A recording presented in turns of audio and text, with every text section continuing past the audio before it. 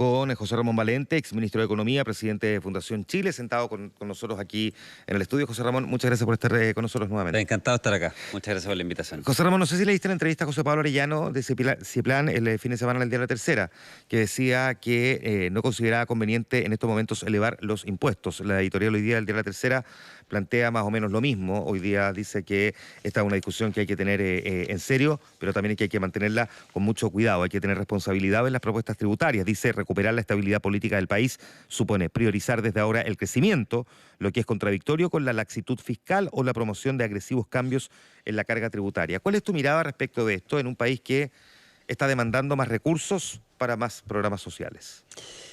Bueno, no se puede tener ambas cosas. No se puede tener programas sociales financiados desde el gobierno central y no se puede tener más gastos si es que tú no tienes más recursos en forma permanente. Puedes tenerlo por un rato y Chile efectivamente acumuló durante años, dada que tuvo una responsabilidad fiscal importante, la capacidad de endeudarse. Y de ahí han surgido varios analistas, varios economistas que han dicho, bueno, hagamos eso primero.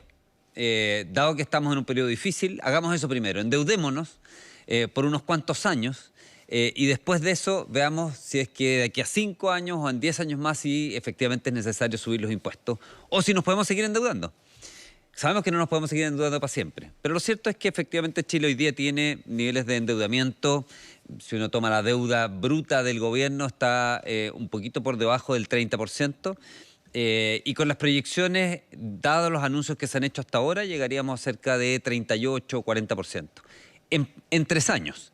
En 5 años esto podría estar en torno al 50%. Y ahí lo que uno tiene que ver es cuál es el nivel de vulnerabilidad al cual quiere dejar expuesto al país. Y aquí déjame plantearte esto porque la gente muchas veces dice, bueno, pero decían que si nos endeudábamos entonces íbamos a tener muchos problemas. Y no pasó nada. Decían que si subíamos el gasto fiscal íbamos a tener muchos problemas y no pasó nada. Decían que si gastábamos más en pensiones nos íbamos, ¿no es cierto?, a desfinanciar como país y no pasó nada. Hay muchas veces que ocurre, que se da esa situación de comentario y lo que uno se le olvida es que en realidad lo que uno hace es tomar riesgos. No es que uno se lance a un precipicio, simplemente toma riesgo. Dejo de contarte la anécdota. Una vez venía, esto es una anécdota real, hace muchos años, desde Lima. Entonces teníamos que tomar un avión LAN de vuelta de Lima a Santiago. Venía con mi socio de ese tiempo, esto hace unos 20 años, de decir 15 años atrás, y el avión lanza atrás y me dice, tomémonos el Aeroperú. Y el 757 que salía de Lima, y yo le digo, no, es mucho riesgo, no lo tomemos. Y no, sí que tomémoslo. Bueno, tomamos el Aeroperú. Y aterrizamos en Santiago y él me dice, ¿viste que no pasó nada? Entonces, eso es exactamente lo mismo. O sea, obvio que no iba a pasar nada si habíamos aterrizado, pero ese mismo Aeroperú se cayó después, poquitos meses después. Entonces generó una tragedia. O sea, no se trata de que uno, nosotros esté generando cortes en el cuerpo. Lo que se trata es que está tomando riesgos. Cuando el país se va y dice, bueno, vamos a financiar más gasto fiscal y nos vamos a ir a un 4,5% de déficit fiscal, nos vamos a ir a niveles de endeudamiento de 50% en vez de 20%, lo que estás haciendo es tomando riesgos. Ahora, estás poniéndote en situación de vulnerabilidad. Y tú puedes hacerlo. Perdona, sigo tu línea argumental. Sí. Y uno podría decir también fue una decisión de apuesta riesgosa el no haber tomado las medidas suficientes para evitar que luego tuviera el estallido social. Por otra parte, uno podría haber dicho, mira, hay quienes apostaron en que en realidad no va a pasar nada. No va a pasar nada y que sabemos que tenemos brecha de desigualdad, que no sé qué, pero en estricto rigor las vamos corrigiendo a poco. Algunos plantean la política del chorreo y así podríamos seguir, pero no va a pasar nada. Hasta que pasó. También una apuesta riesgosa ahí. Y con los consiguientes impactos financieros y económicos también que tiene una reacción de esa naturaleza. Yo creo que hoy día estamos, de hecho, por las razones que sean, ya sea porque fue un estallido social, un estallido de violencia, o ambos, estamos como pasados ese momento, ¿no es cierto? Más que mirar hacia atrás y decir, en realidad debimos habernos gastado la plata antes, porque si lo hubiéramos gastado antes, esto no hubiera ocurrido y no estaríamos en la situación que estamos, es que lo que estás planteando tú. Bueno, a lo mejor nos habríamos puesto en una situación de vulnerabilidad hace 10 años y la crisis del 2009 nos habría llevado a una recesión, no de una caída de un 1% que duró un año, sino que nos habría llevado a una recesión tipo, ¿no es cierto?, la que ocurrió en Brasil o Argentina, que en Brasil, ¿no es cierto?, se pasaron 5 años en recesión. Entonces, es difícil evaluar hacia atrás, digamos, cuál habría sido el mejor escenario. Pero tú tienes razón. Hoy día, ¿no es cierto?, pareciera como decir, mira, en realidad, si hubiésemos tomado más riesgos desde el punto de vista financiero para el país, a lo mejor habríamos logrado contener la avalancha de peticiones sociales. Ahora, es perfectamente posible. Es una de las herramientas el tomar más riesgo financiero, el de aumentar el nivel de carga o de deuda. Pero también existen otros mecanismos, entre los cuales está esta discusión respecto a una reforma tributaria estructural más de largo plazo, y que algunos han planteado, este mismo conductor que lo ha dicho desde hace varias semanas, probablemente no ahora, no es el momento de tener esta discusión, sino que quizás esperar un poco y transitoriamente financiar, quizás con un poco de deuda, parte de los programas sociales, pero no en medio de la hoguera, digamos, el tirarle la reforma tributaria porque puede ser fatal. Pero es una posibilidad también y es una discusión que todavía no estamos teniendo, a pesar de que ya ha invitado a escuchar a algunos el ministro de Hacienda para saber en el fondo cómo debiésemos hacer esta reforma. ¿Qué mirada tienes tú sobre este punto? Mira, dos cosas relevantes surgen ahí. Primero, cuando tú pones en el tapete que vas a discutir una reforma, tú dices no ahora.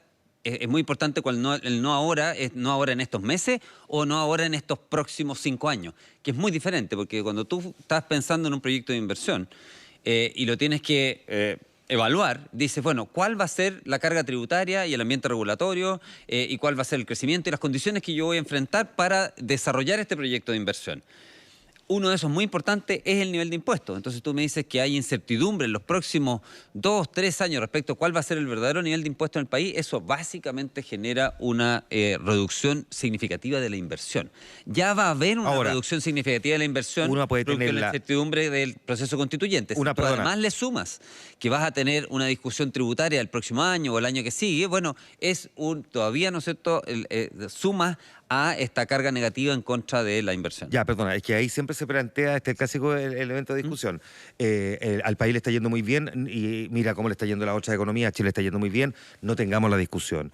Le está yendo mal o está teniendo problemas, no es el momento para tener la discusión. Pareciera que nunca es el momento para tener la discusión. No, pero ha habido momentos, Chile ha subido sustancialmente su nivel de impuestos corporativos, por ejemplo, en los últimos 10 años. O sea, las discusiones se han dado y se han dado varias veces y se han dado en contextos en que el país le está yendo bien y en contextos en que el país le está yendo mal. Lo que pasa es que ahora estás planteando una cosa bastante diferente. Lo que se está planteando no es si subimos 1 punto o 2 puntos la carga tributaria del país. Nos está planteando, ¿no es cierto?, algo que ya fue bastante traumático al país, que fue subir 3 puntos la carga tributaria durante el gobierno de la presidenta Bachelet anterior.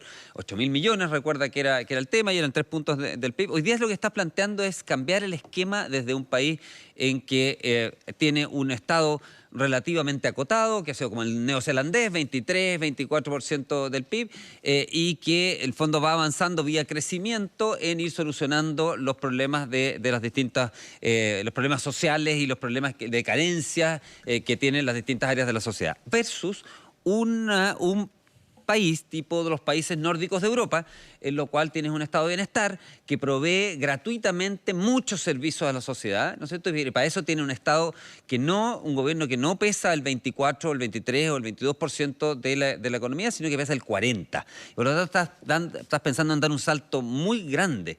Y para eso, obviamente, que la discusión es totalmente distinta. Ahí ya no estás hablando, ¿no es cierto?, de decir, bueno, subo un punto el impuesto corporativo o no. Estás hablando de un cambio grande en la estructura tributaria. Ahora, uno puede buscar caminos intermedios, como por ejemplo quizás tener esta discusión sobre la reforma tributaria en serio, no sé, con posterioridad a la elección municipal, y que es de municipal, de gobernador y también eventualmente de integrantes de la Convención Constitucional. Y eventualmente decir, ok, esto es lo que acordamos, por más profunda que sea la reforma, va a entrar en vigor de forma paulatina en los próximos 5 años. Y eso, sin embargo, va a obligar que de todas maneras durante esos siguientes 5 años Chile tenga que comprometerse con deuda. Pero yo te respondo directamente, ante la disyuntiva que tú me planteas. Yo prefiero tener la discusión tributaria inmediatamente o en 10 años más. Pero no postergarla 6 meses, no postergarla 1 año, no postergarla 2 años. Postergarla, tenerla en 1 año más o tenerla, ¿no es cierto?, en 6 meses más, lo único que va a hacer es que las decisiones de inversión que se tienen que tomar no se van a tomar. Entonces, yo diría los dos escenarios que desde el punto de vista de tratar de que esta economía vuelva a crecer, de que vuelva a generar dinamismo, es o la postergamos 10 años y financiamos con deuda durante estos próximos 10 años, y por lo tanto será la próxima generación de millennials los que tendrán que ver, ¿no es cierto?, cómo se financian desde 10 años en adelante, o tengámoslo inmediatamente. Pongámosle 20, ¿Ah? entonces, para que no nos pegue tanto a nosotros. Acá, el ministro de Hacienda acaba de decir, José Ramón Valente, que a medida que los países se desarrollan, sus cargas tributarias van aumentando. Eso sí o sí va a tener que ocurrir y no hay nada que hacerle el quite a esa discusión.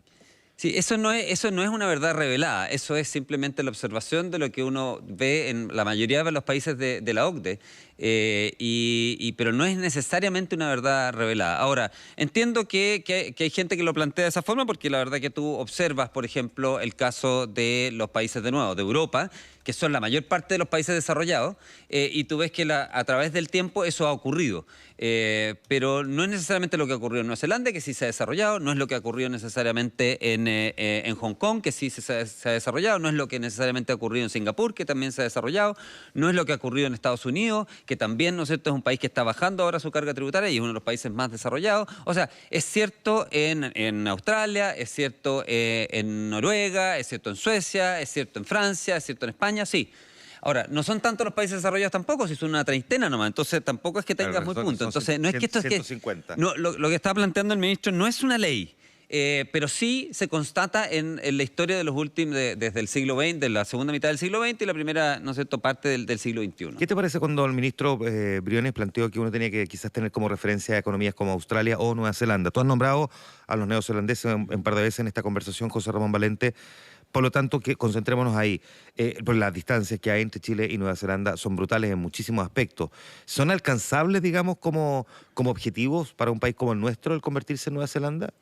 No, por supuesto, era lo que estábamos apuntando. A lo que estábamos apuntando el programa de gobierno del presidente Piñera era justamente tener un desarrollo con tasas de crecimiento del orden del 3,5 o 4%, que nos permitiera llegar a niveles de desarrollo al final de esta década que está comenzando, cercanos a Nueva Zelanda, y en 20 años cercanos a los de Australia. Australia tiene aproximadamente un PIB per cápita de $52,000. Ahora, pero son bien distintos Australia y Nueva Zelanda. Sí. Nueva Zelanda es un país que, como te decía antes, ha elegido tener un estado relativamente pequeño y bien eficiente, versus Australia, que tiene un estado un poquito más grande, del orden superior al 35%. Entonces, son distintos. Hoy día Sebastián Edwards tiene una extensa columna en el diario El Mercurio, el ministro Briones y Nueva Zelanda, y él le cita varios elementos como para ponerlos arriba de la mesa de la discusión. Por ejemplo, el ingreso per cápita en 2019 se calcula en Chile va a alcanzar los $26,000, hay que mirar la cifra consolidada. En Nueva Zelanda, $42,000, o sea, la brecha entre los dos países es de 36%. Estos números, evidentemente, nos ponen una meta muy compleja. Chile tendría que crecer cada año un punto porcentual más rápido que Nueva Zelanda en los próximos 25 años. ¿Es posible eso? No, hoy día las perspectivas es que logremos que Chile mantenga un nivel de crecimiento hacia futuro que sea en torno a el 2%, digamos. Esa es mi percepción. Yo creo que le hicimos un daño con los eventos de octubre y noviembre, le hicimos un daño a la tasa de crecimiento potencial de este país de al menos un 1% porcentual, y estaba en 3%. Y por lo tanto, para los próximos 2 años, lo que nos estamos debatiendo es si vamos a tener crecimiento entre 0 y 1%, con el nivel de incertidumbre que vamos a tener, y dependiendo de las condiciones internacionales. Y de ahí en adelante, probablemente lo que vamos a tener que enfrentar es ver si tenemos un país que logra crecer por arriba del 2%. No contribuye Donald Trump, digamos, al escenario, porque además de la guerra comercial con China, ahora tenemos el foco en el Medio Oriente, lo que está teniendo impacto en el valor del petróleo y también, entre otras cosas, lo que está pasando con las propias acciones de las aerolíneas. Pero ahí tienes una cosa, ¿no es cierto?, contraintuitiva, porque si bien tienes a Donald Trump, ¿no es cierto?, que es todo este personaje que parece como anticomercio y que genera, ¿no es cierto?, políticas más bien populistas, la economía norteamericana es el motor de la economía mundial hoy día, a pesar de todo. Porque hubo una rebaja muy significativa de impuestos que ha generado, hace 2 años atrás, que ha generado un boom de crecimiento importante en la economía norteamericana. Y Estados Unidos hoy día está tirando el carro de la economía mundial. Los países avanzados, para que tengas una idea, la última proyección del Fondo Monetario Internacional era hasta antes de octubre del año pasado, era que para el 2020 los países desarrollados iban a crecer cerca de 2,1%. ¿ya?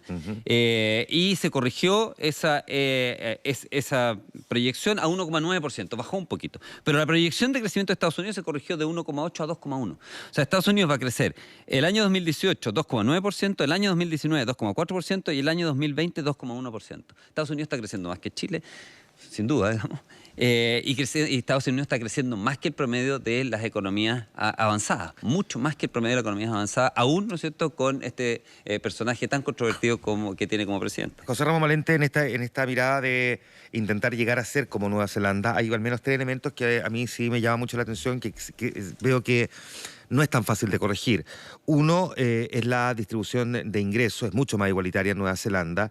Su coeficiente Gini es de 0,330, el de Chile es de 0,465. La educación, evidentemente, tiene mucho mejor calidad. Si uno los mira, por ejemplo, por prueba PISA, está en el 12, nosotros estamos en el 44. Y en el caso de, por ejemplo, la probidad o ausencia de corrupción, Nueva Zelanda está 1, Chile está 24. Pero mira, lo que hizo a Nueva Zelanda lo que es hoy día no es su estructura tributaria, fue una tremenda y profunda reforma a cómo funciona el Estado. Si uno quisiera copiar algo de Nueva Zelanda, lo que tiene que copiar es cómo ellos lograron hacer que su Estado, que la forma en que se administran los recursos públicos, que son recursos básicamente que uno le quita a la sociedad para administrarlos centralmente a través del Estado, lo hace de forma correcta, de forma que esos recursos lleguen a la gente, de forma que los programas en que uno se supone que va a gastar la plata porque son las prioridades del país, finalmente sean bien evaluados.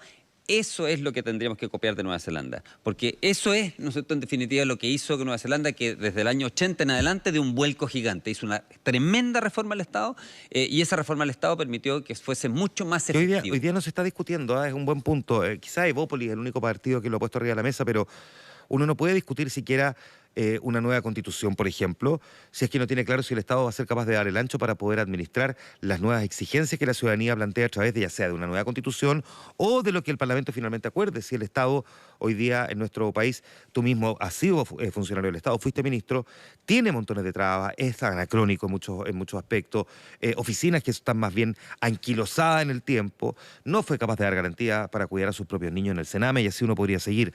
¿Por qué no estamos discutiendo sobre esa profunda modernización del Estado en Chile? ¿Qué cuesta? ¿Por qué nos ha costado tanto? Mira, cuesta, Juan Andrés. Juan Manuel. Juan Manuel. Y tantos años que nos conocemos. Sí. Qué ofensa esto, qué ofensa. Qué terrible. Sí, bueno, pero mucha gente me dice Juan Ramón a mí, así que... No te preocupes. Está bien.